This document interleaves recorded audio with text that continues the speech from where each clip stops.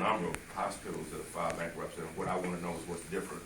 And also what I'd like to know, if it's something different about this situation over the others, why are you just not coming before us with this 1% sales tax? What was going on last year? Apparently this problem has been going on for quite some time. Well, again, I can't compare and contrast what I don't know.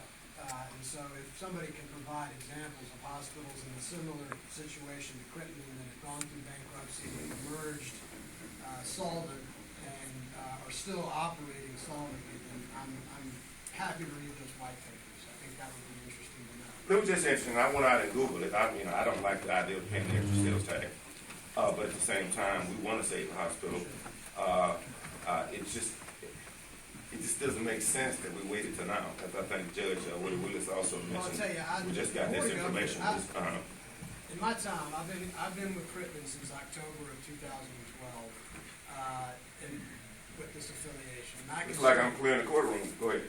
That the Board of Trustees for this hospital, in my opinion, has done their due diligence to manage through this financial crisis.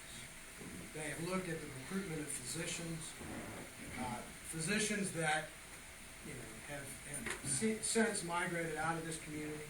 We found some additional ones to come in. They found an affiliated partner to help them manage things and reduced expenses. They have done the things that they need to do. What has become different is now we have escalating costs that the hospital did not incur in years past. Hospital has gone and seen reimbursements cut, or in the case that we discussed with Justice Robinson, held through administrative law judge processes. We've seen the effects and ramifications of physicians that have retired in 2010, 2011, the affects of which are now bearing down on the hospital because you have lower volumes. You still have a cost base that you have to meet. As far as a natural progression, if we had come 2 years ago, I think the court would have said, what have you done to manage costs? What have you done to recruit physicians? What have you done to find an affiliated partner? Have you gone out and gotten a consultant?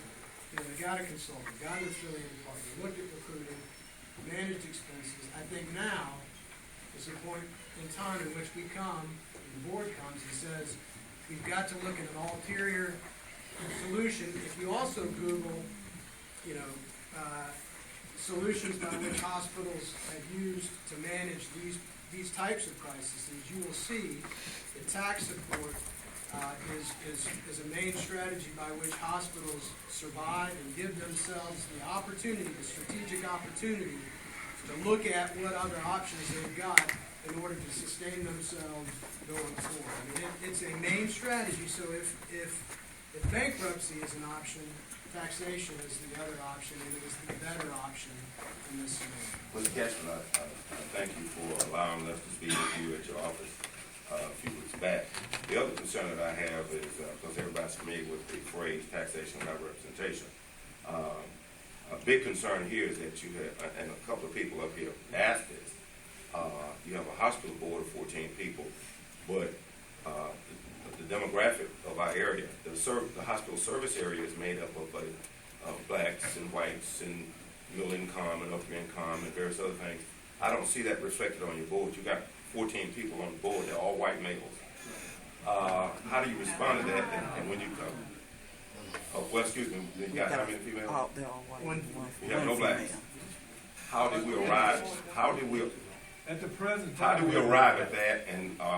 And how do you feel about that? How do you think that makes some of us feel to know that that's reflection of discrimination, and that makes us not feel good about it? Also, somebody from the board respond to that. What do you plan to do about it? Because it's true, so there's no point in saying it's not true. up until last year, I think I addressed this last time we were here, we had African American representation. How many did you have? We had one. You had 1 out of 14, out of a county that's 55% black. Well, I didn't know we had a quota we had to meet. Well, no, but it's not a quota. Don't diminish the quota. That's not a quota. Don't diminish that. You got 14 people. You had one black person on the board. So don't diminish that to a quota now.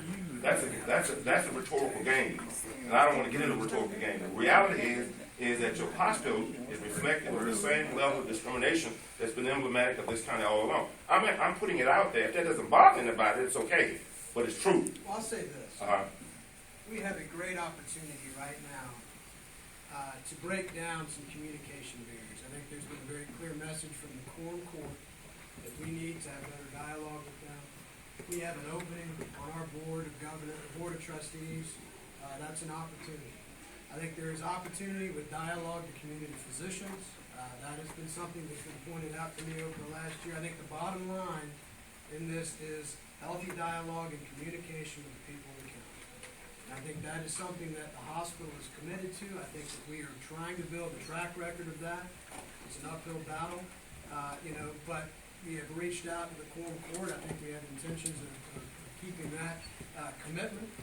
We've reached out to community physicians and brought them into a communication dialogue, and I think the same needs to happen with the people of the county, the people we all represent.